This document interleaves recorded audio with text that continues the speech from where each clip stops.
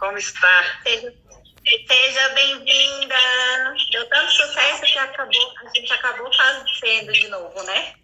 Ah, que delícia, né, Padre? Acho que funcionou mesmo a nossa conversa de uma maneira informal, né? Da gente ir falando de temas até profundos, mas de uma maneira descontraída, fácil, para que as pessoas possam entender um pouquinho de arte. É verdade, é verdade. Trazer para esse mundo o nosso mundo, né? Que é o mundo de todos nós, né? No final das contas, a gente vai entender que a arte esteve sempre conectada às nossas histórias humanas, não é, Padre? Gente, convidei novamente a professora Isabeli para fazer a nossa live. Nossa live de todos os dias, porque eu estou adorando fazer live. E hoje a gente vai falar sobre um tema bem polêmico e eu vou precisar que vocês estejam muito atentas, porque é muito profundo, né, esse tema que a gente vai conversar hoje. E a gente vai falar de um quadro sempre. Eu falo do quadro, eu descrevo a obra, e a professora Isabeli junta com tudo que ela estudou, com tudo que está nos livros, depois a gente fala dos livros, e a gente bate um papo bem interessante. Bem, quem me segue já sabe que eu fiz um IGTV sobre uma pessoa chamada Artemisia Gentileschi. Artemisia Gentileschi, só que aí quem não viu ainda o IGTV, Artemisia Gentileschi era uma pintora do século XVII. Ela era filha de um pintor e no século XVII quem estava na moda era Caravaggio. Então, quase todos eles acompanharam Caravaggio e foram ser caravaggistas. E aconteceu a mesma coisa com Artemisia Gentileschi. Bem, só que ela era mulher, né? E no século XVII, ser mulher também não era tão fácil. E ela foi estuprada, e a gente conversou sobre isso, sobre esse estupro, né? Tem muitas divergências na história do estupro, mas ela, inclusive, ela foi fazer exame de corpo de delito. A mensagem na minha cara, as mensagens subindo. A viram, foi para o tribunal, e o pai também ajudou ela, tentou ajudar. Por quê? Porque uma mulher naquela época estuprada, ela tinha que comprovar que tinha sido estuprada e não tinha feito porque queria, né? Por quê? Porque a coisa do casamento era casar virgem, né? E ela já não era mais virgem porque ela tinha sido estuprada. Então, até isso, ela teve que provar que tinha sido estuprada, né? E aí ela viajou muito, Artemisia, e obviamente passou por Florença, e foi convidada pela família Buonarroti, família de Michelangelo, mas Michelangelo já tinha morrido nessa época, e fez uma das coisas mais bonitas que ela tem na parede de Casa Buonarroti. Bem, mas hoje a gente não vai falar de Casa Buonarroti, a gente vai falar de uma tela que ela fez entre 1615 e 1616, justamente quando ela ainda estava aqui em Florença, porque a Cristina de Lorena, a mulher de Ferdinando I dos Médici, convidou ela para ir participar da corte dos Médici, que era no Palazzo Pitti. E ela foi e ela fez essa conversão de Madalena, né? Que é muito forte. E eu, como sempre, eu vou... Agora, hoje, gente, vocês têm que prestar atenção porque é muito escura a imagem. Verdade. Tá ótimo, você colocou. E é porque eu tentei clarear o máximo que eu pude. Bem, essa é a Madalena, ok? É uma Madalena lindíssima, é uma Madalena elegantíssima. Eu não sei se dá para ver a seda amarela. Ela conseguiu fazer uma seda amarela. Ela está sentada numa cadeira extremamente elegante, né? E aqui, é porque não pegou, aqui tem o símbolo de Madalena, que é o unguento, né? Mas vamos para o rosto da Madalena, porque tem vários detalhes que eu preciso explicar. A Madalena, ela não está feliz, ela está sofrida, ela está sofrendo, né? Uma mão ela coloca no peito e a outra mão ela coloca em um espelho, por isso é que eu coloquei o post-it aqui, porque aqui atrás da mão dela tem um espelho que representa, sabe o quê? A vaidade. Então ela está renunciando à vaidade, porque a Madalena era uma prostituta, né? E ela está renunciando a toda a vaidade dela, está afastando, né, a vaidade dela. Aqui, que não aparece, tem uma cabeça de um esqueleto. Uma caveira, né? Uma caveira, exatamente. Que representa o memento mori, que significa lembre-se que você também vai morrer, né? Isso aí é bem forte. E aí, esse detalhe dessa cadeira, se vocês prestarem atenção, ó, tá assinado. Ela assina a obra, tá? E aí ela também faz, que é em latim, deixa eu ver, optimum partem elegit. É assim que diz? Em latim. Você fala latim.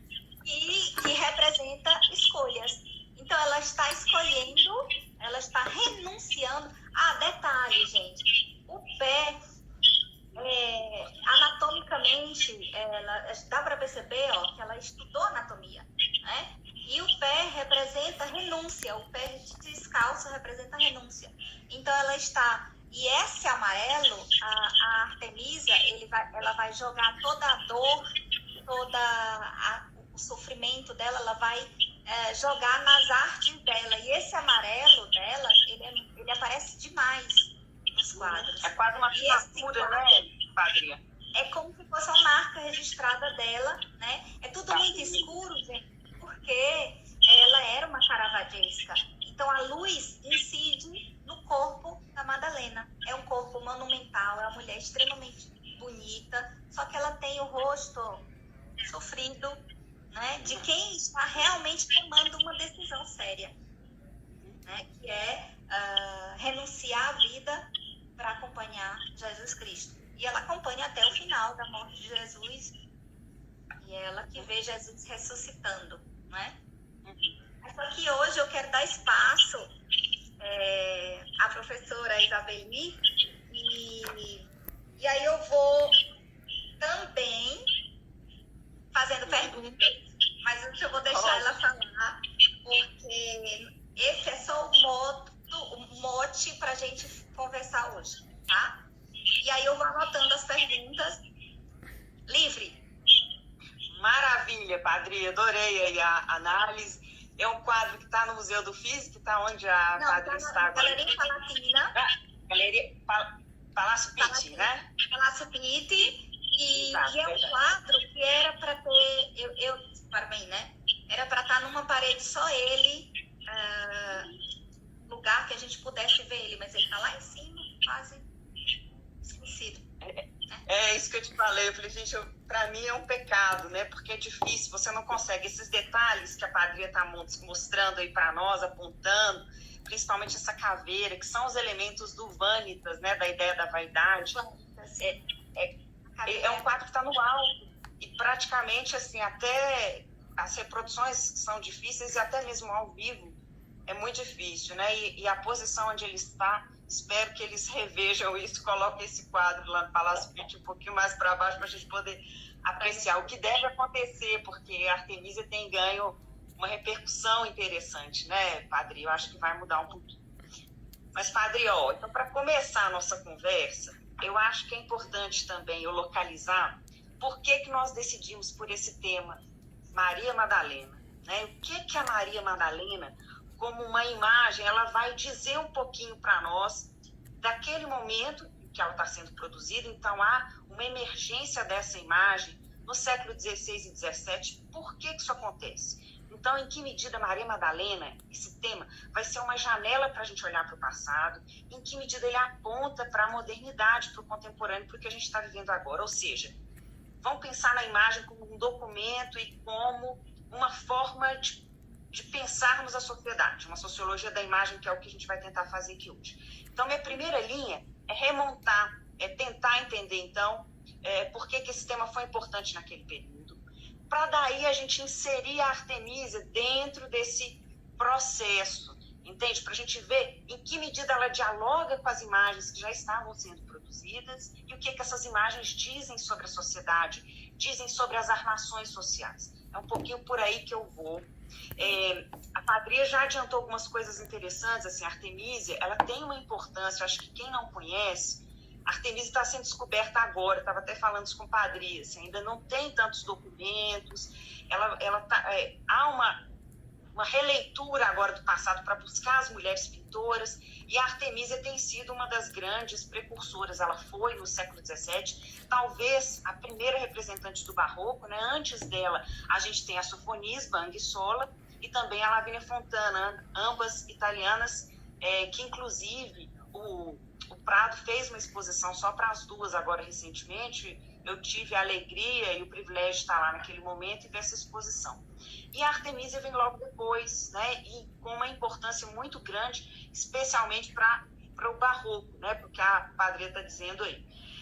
E aí, usando a Artemísia, eu queria lançar uma segunda questão para nós, uma segunda linha aí de reflexão, que é nos perguntar, já que a gente está falando aí das primeiras mulheres pintoras na arte, ou seja, as primeiras mulheres a terem a possibilidade de serem formadas, de estudarem e também de se autorrepresentar e fazerem representações. A pergunta seria a seguinte, gente: será que existe uma arte de mulheres? Será que, olhando para a fatura artística, ou seja, eu olho lá para o quadro Artemísia, dá para a gente distinguir alguma coisa que seja específico de gênero? Existe uma arte de homens? Existe uma arte de mulheres?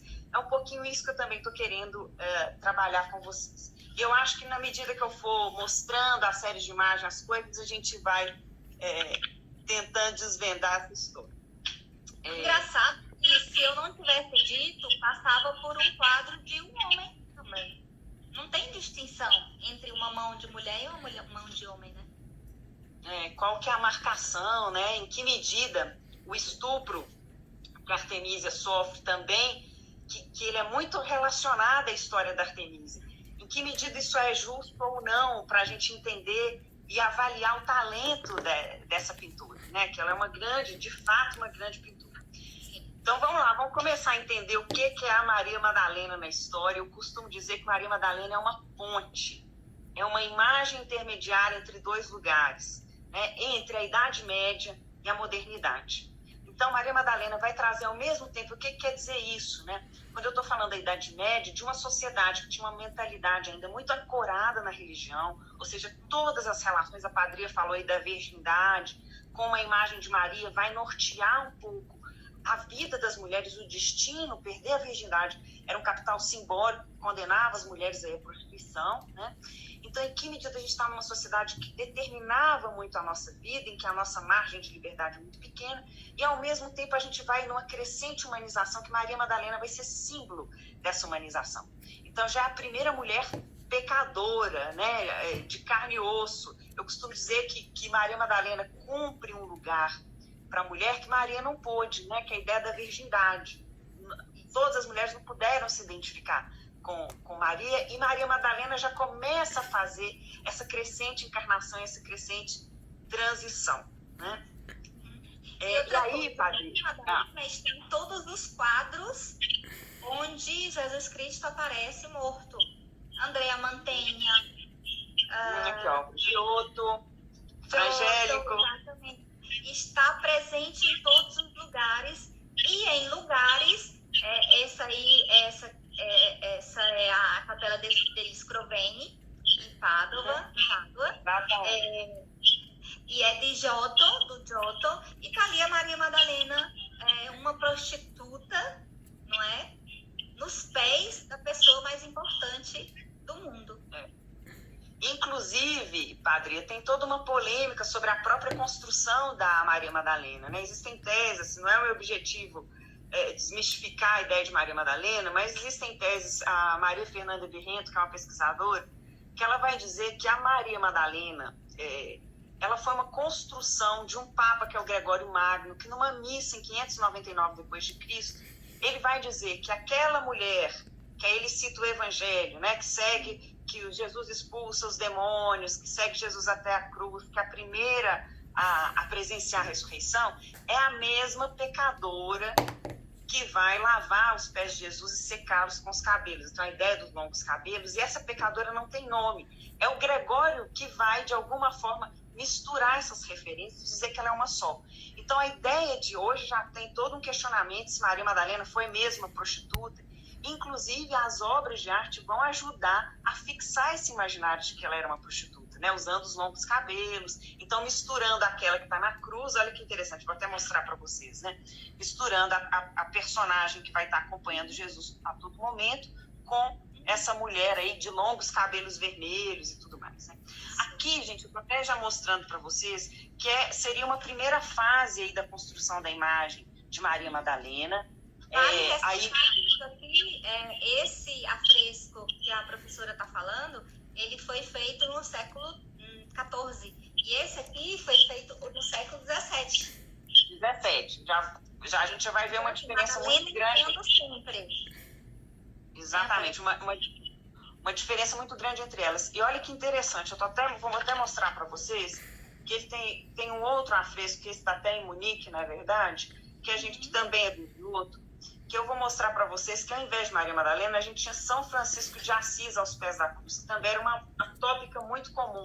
Tanto São Francisco, quanto, aqui já é um quadro frangélico, o São Domingos.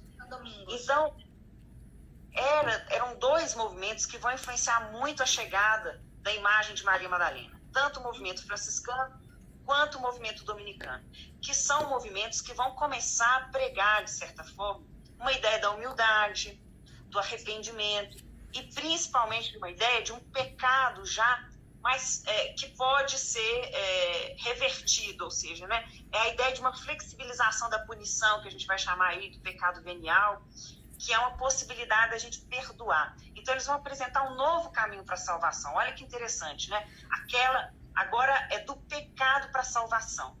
Então, por isso a imagem... Só um minutinho. A Andréa Cito está dizendo que Maria Madalena não foi uma prostituta. Isso foi uma deturpação criada pela igreja. Ela falou pela segunda vez que Maria Madalena não era prostituta. É bem interessante. Realmente, hoje já tem todo um questionamento, inclusive usando as referências bíblicas, mostrando aí que pode ser que não mesmo, né? Que há uma mistura feita pelo Gregório Magno no sentido até de desqualificá-la, né?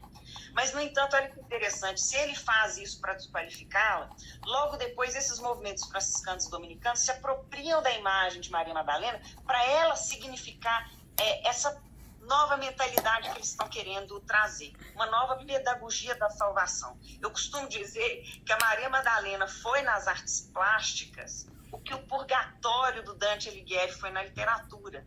Ou seja, ela é um lugar, percebe o que eu estou dizendo? Ela é um lugar mais... porque antes era ou o céu ou o inferno, não tinha... Exatamente, não tinha um lugar no meio. Né? Pensa, o que é Maria? Maria é uma virgem, a ideia de uma vida absolutamente imaculada. Então, essas imagens são metáforas, não para representar somente as mulheres, mas uma mentalidade, um comportamento que se queria naquele momento.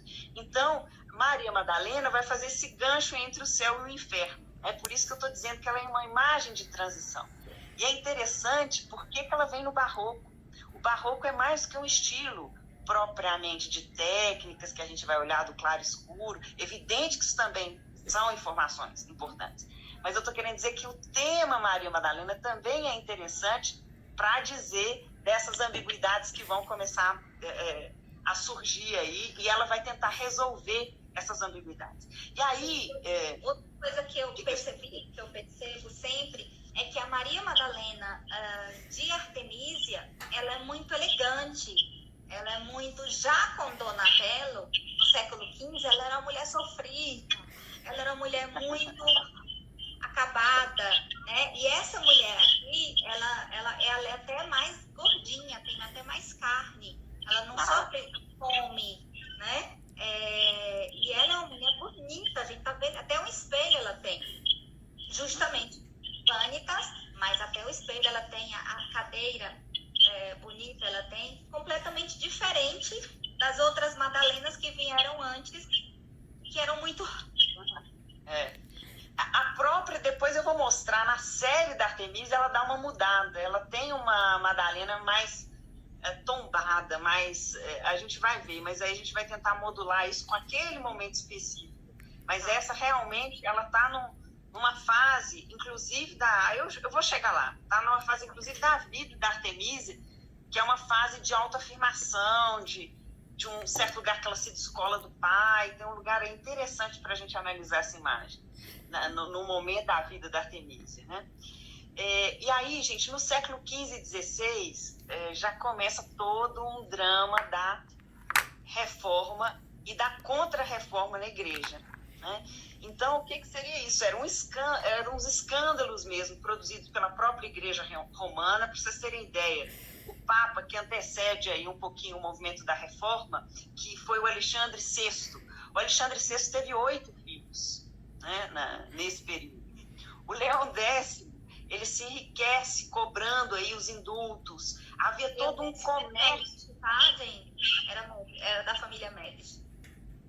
Exatamente. E tem todo um comércio mesmo do perdão, né? Que é uma loucura isso. Por exemplo, tinha umas coisas assim que se você pagasse um valor, você não precisava jejuar, né? Então o jejum não era obrigatório se você pagasse.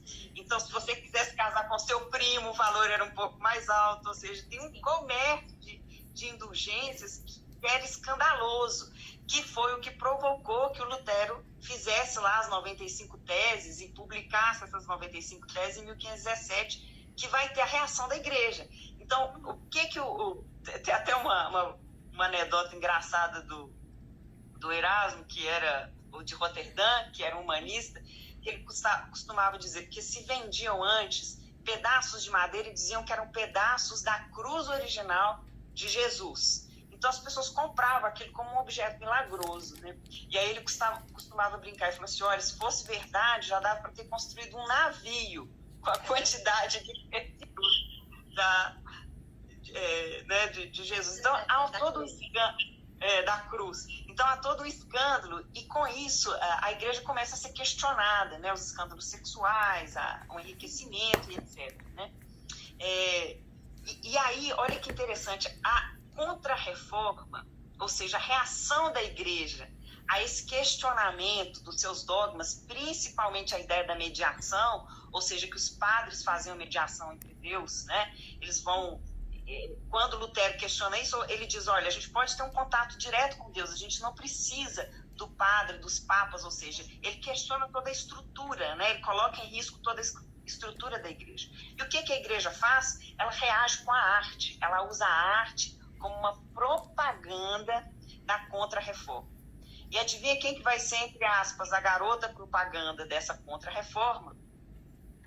A nossa Maria Madalena.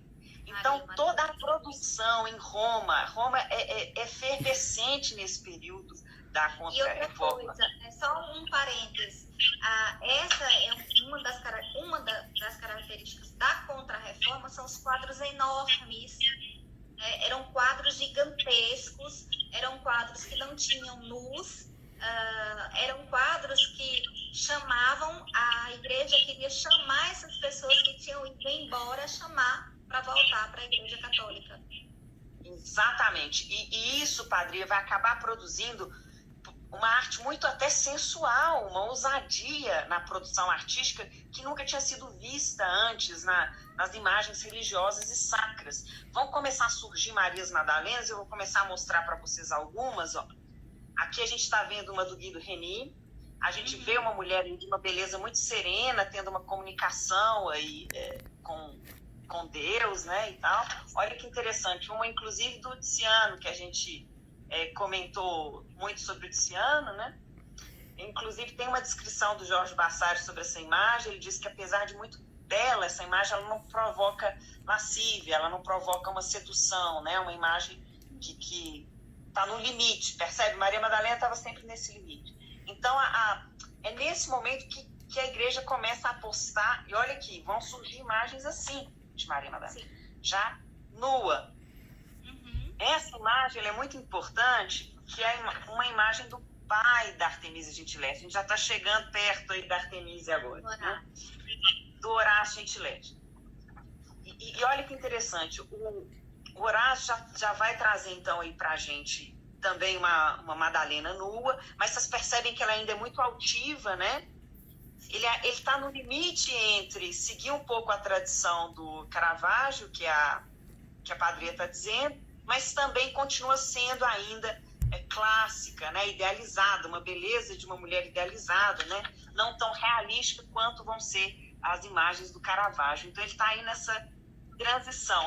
Inclusive, tem anedotas do Horácio Gentileschi que ele recebe o Caravaggio em casa, né? Quando o Caravaggio chega em Roma, ele chega, não tinha muitos recursos, inclusive há casos que contam que o Horácio emprestava tintas para o Caravaggio, que mostra que havia uma relação aí de proximidade entre a família Gentileschi e o Caravaggio, né? O que vai aí, de alguma forma influenciar muitíssimo a Artemísia, né?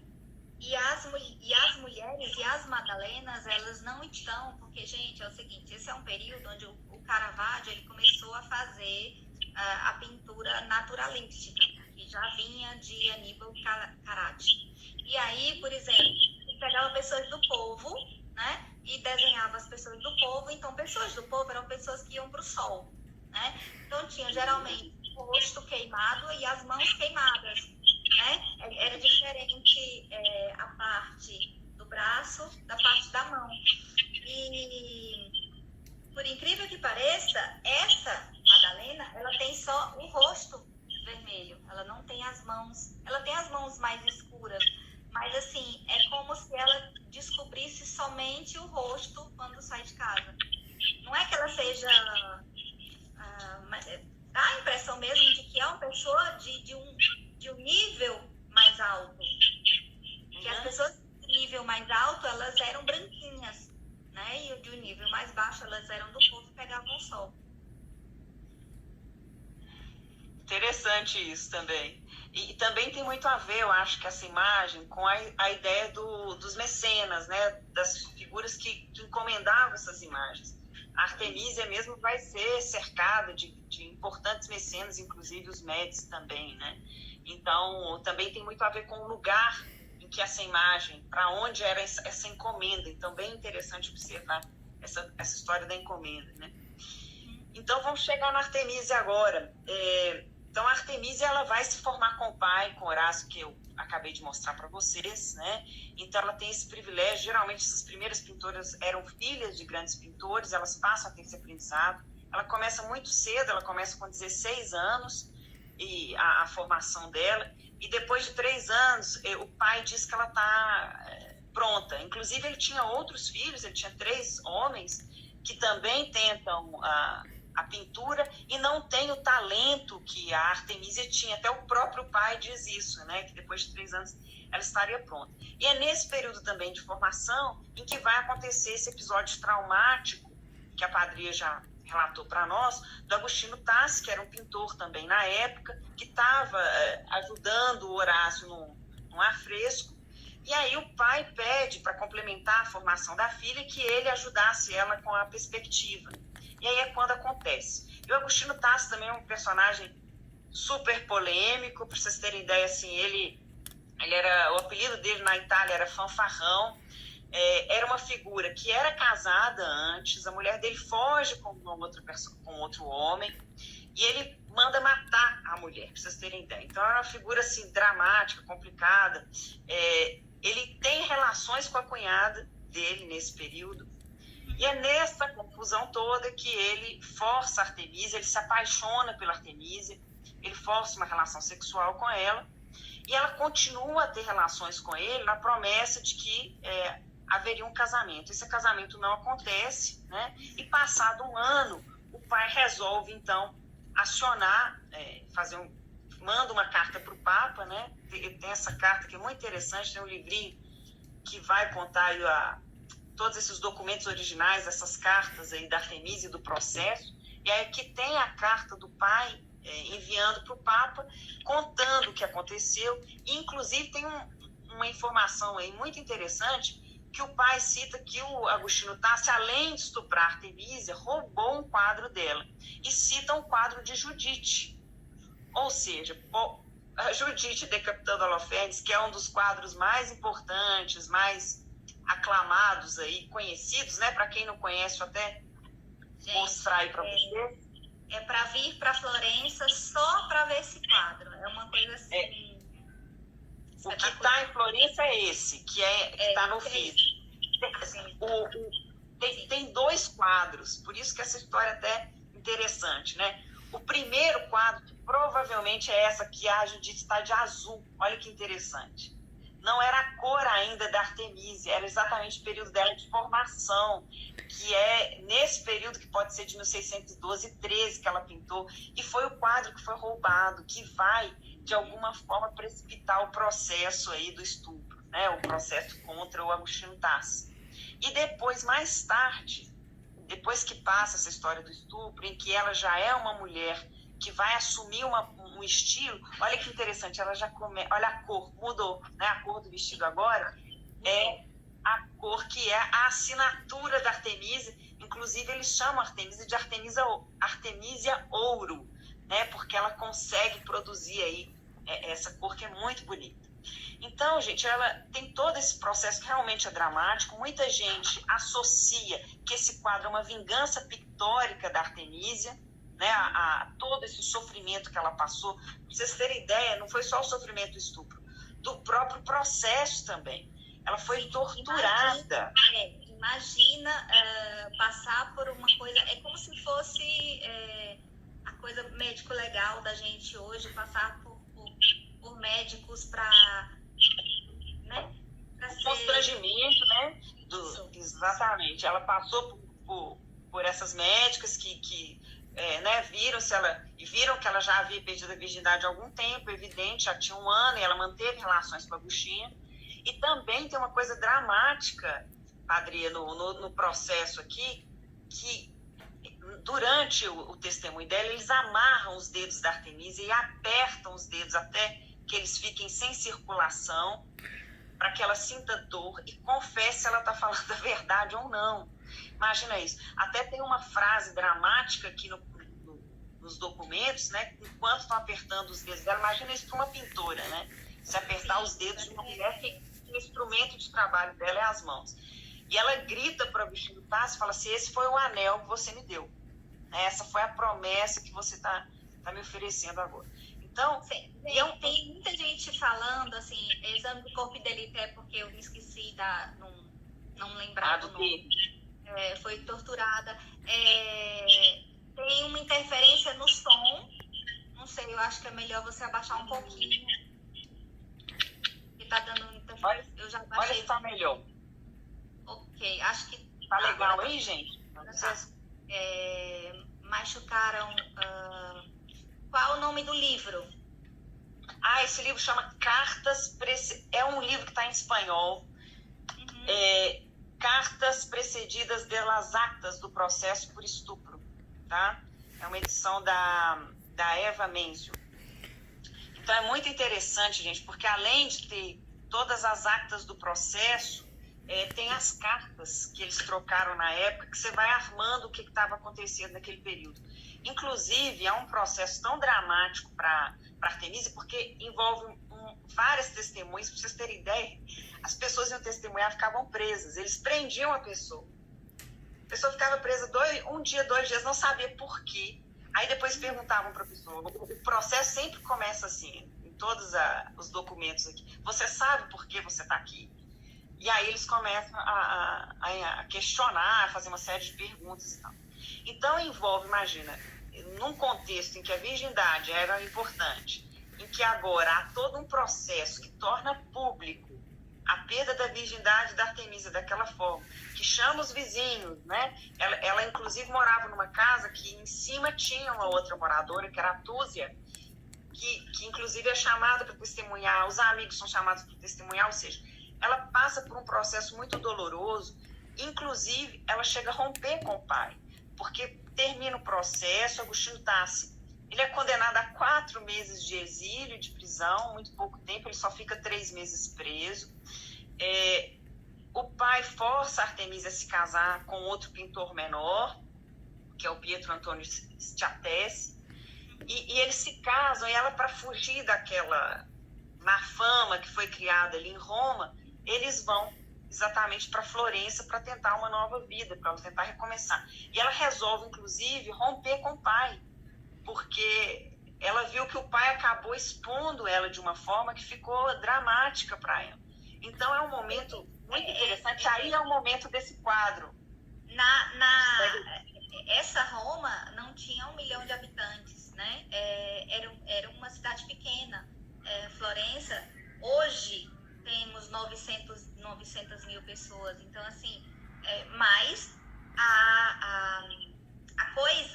as notícias não chegavam online, né? Então, eles vieram para cá para se livrar um pouco e para melhorar o estado de ânimo dela, porque ela joga tudo. É extremamente importante, gente, quando a gente estuda um quadro, quando a gente vê um quadro, a gente saber da história da pessoa que fez esse quadro, né? Porque ela joga tudo. Inclusive, na Judite Holofernes, a gente vê os pingos de sangue do espirro aqui no peito, no seio dela. A gente vê os pingos quando a gente está lá, os pingos de sangue. E parece que ela está matando uma galinha, assim, ó. Parece que está assim, né? Ela está meio... Tem umas análises que são ótimas, que falam assim, ela faz isso para não sujar o vestido, mas ela tá com vontade, sabe? Ela tá com força. Eu acho que tentando... Vai com força, né? Você vê que tem a força, né? Olha que interessante, da Judite, que é uma passagem bíblica, que inclusive isso é um quadro que depois até merece uma análise só para ele, que ele tem margem para muita coisa. Gente, depois eu vou deixar a live salva e aí a professora ela vai colocar o nome dos livros, tá? Estão pedindo o nome dos livros e tudo. E aí você vai responder pelo direct. Legal. E ela inclusive... tem gente tem que falar dos livros, por favor. Porque... Tá ótimo, Padre. Obrigada. O meu segundo livro, eu tenho um momento inteiro para analisar a construção da Maria Madalena e eu dou um espaço especial aí para Artemisia, então toda essa análise, porque olha que interessante, não existe muitas análises, acho que no meu livro é a primeira que eu remonto mesmo essa série de Marias Madalenas da Artemisia que a gente vai ver agora, inclusive, né, que eu quero mostrar para vocês. Olha que interessante, aí já começa em Florença essa fase, aí eu vou mostrar duas, a nossa, que é a que a Padria escreveu muito bem. Ela tem algumas ousadias muito interessantes. A Padria estava falando o alabastro aqui que está no piso. Olha que interessante o recorte, né? Como é que tem uma ousadia, ele quase não aparece, ele é cortado. A história da caveira, né?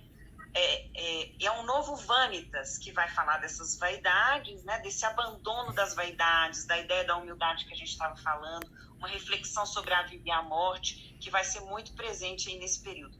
De novo, a gente tem aí, olha, agora ela percebe que isso também é muito interessante, como ela está mais aproximada, mais humanizada. Ela está mais dentro dela mesma. Olha quem está atrapalhando a nossa live. Xanin, fica quietinha. Ele pediu para entrar. A gente também é gente. A gente também é gente. E eles não entendem muito bem isso. Esse aqui não adianta falar, fica quietinho ali. Ele só quer entrar no meio e chamar mais atenção para ele do que o que você está fazendo, né? Deixa essa Artemisia para lá. Não, mas não vamos deixar ela para lá não, que ela é maravilhosa. Então, gente, olha aqui. Essa fase é a fase, talvez... Olha, apesar dela dialogar com o pai, eu vou mostrar para vocês. Olha que tem um diálogo, percebe até da cor, olha. Tem um diálogo da posição altiva dessa mulher, idealizada, mas também já tem uma autoria, já tem uma assinatura, né? A forma desses vestidos volumosos, a cor, essa angústia dessa mulher, ainda que seja uma angústia idealizada ainda, né? Ela ainda traz um caráter mais humano aí para para as imagens, né? Então, Então, como se é um a momento... primeira, essa que a gente viu, é como se essa aqui fosse realmente o momento de eu aceito, eu nego tudo, eu venho para você, eu vou ser sua. E a outra Maria Madalena, ela já está dentro, né? Ela já é. Ela não é mais a Maria Madalena de antes, ela já é uma outra Maria Madalena, ela aceitou, ela quis e ela muda. Então, olha que interessante, né? Isso vai dizer